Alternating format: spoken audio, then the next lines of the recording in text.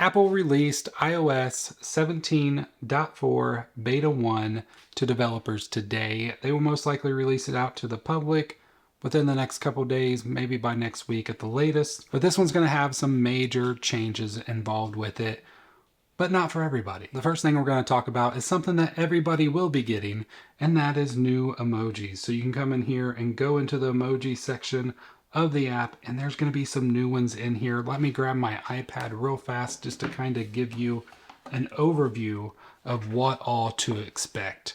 So if you look right here, there's like a shaking your head no, shaking your head yes, there's a phoenix, a lime, a mushroom, breaking a chain, different kind of sets of families, and then there's a ton right here after that. There's different walking emojis, different kneeling emojis.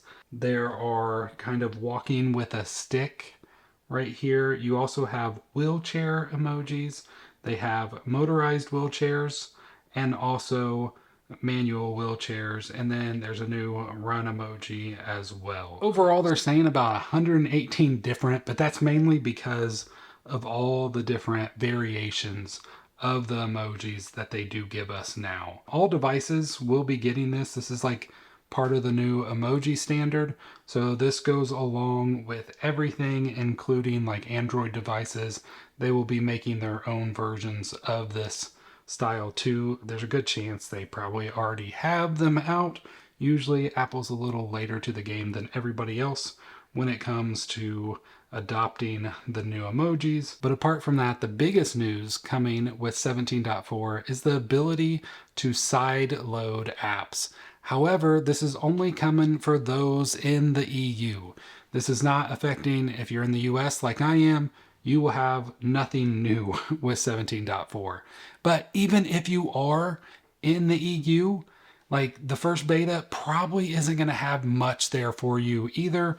Apps will still have to go through a process to get approved to be in this other store that Apple is developing for the outside of the App Store. So even though Apple, they had to open it up, they had to not do as much as they're doing, they're still trying to be as secure as possible because the iPhone is a secure device and they just don't want to have security risks with their devices.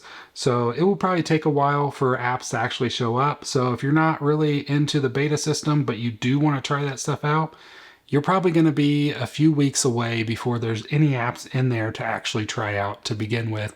Once again, this is only if you're in the EU. Along with that, if you're in the EU, you will now be able to set your own app browser. So you don't have to use Safari anymore. Like even currently, Chrome and all those, they actually use like a WebKit framework, which is all how Safari works on the iPhone. Apple keeps everything super secure, so they want everybody to use their system. And now with side loading apps, people like Chrome and Firefox and all that stuff, they can adapt their own browser backend into iOS and allow you to set that as your default. So you don't have to have every link open in Safari. You will be able to have them open in whatever device you want. Apple published an article about this morning, just stating how everything was kind of going to work with all that. And it's very interesting. I can't wait to see if this really comes to more than just the EU in the future. Along with all the side loading updates, there has been another one. Fortnite will be coming back to iOS with their own Epic store. Once again, this is only in the EU as of right now. More stuff will have to happen in the US and other countries for Apple to be forced to allow this stuff to happen everywhere. But for now, all those people in the EU, in the next, probably by March, I believe, is when all this kind of comes down to where Apple has to have this update out. Fortnite will be available for you once again to use on your iPads and iPhones, which for all those gamers out there, I'm sure you're pretty excited for that. Another update that's coming to everybody comes with the podcast app. We now have the option to have basically how it works on music. You can actually get like a transcript. Now, from what I understand, can be automatically generated The podcast host itself does not have to create these transcripts, but you can just kind of go in and tap a section and it will actually start the podcast from that area. So I can even scroll down and it just follows along as they talk. You can read as they're going through everything they talk about in that podcast. This is really nice. You know, the music app has had this for a while with their lyrics, and it's really cool to see them kind of bring that over to the podcast app. The music app also received a very tiny update. Mainly, the first tab used to be called Listen or Listen Now, and now it is called Home.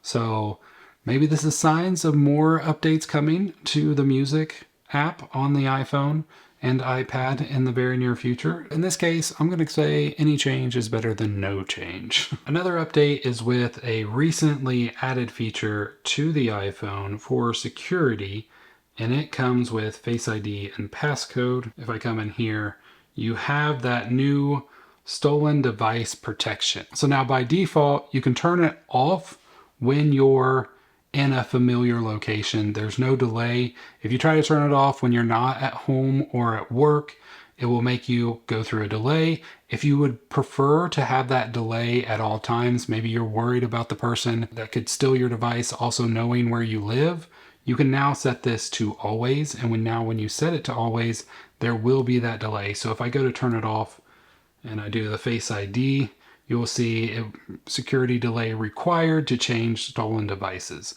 So now I have to wait to actually be able to turn it off, which is just nice. It just adds that extra layer of security to where it only takes an hour for it to happen, but it just gives you that extra time to realize that your device is stolen and actually lock it down from iCloud. Now, if you did happen to like this wallpaper and you want to get it for yourself, that it's actually from an app. I believe the app is mostly for free. I know when I got it, it was. Eventually, I think he is going to start charging for it, but it is full of different wallpapers that you can get for your device. This is not a promotion. I'm not being paid by this developer. He's just a friend and he's doing an amazing job on this.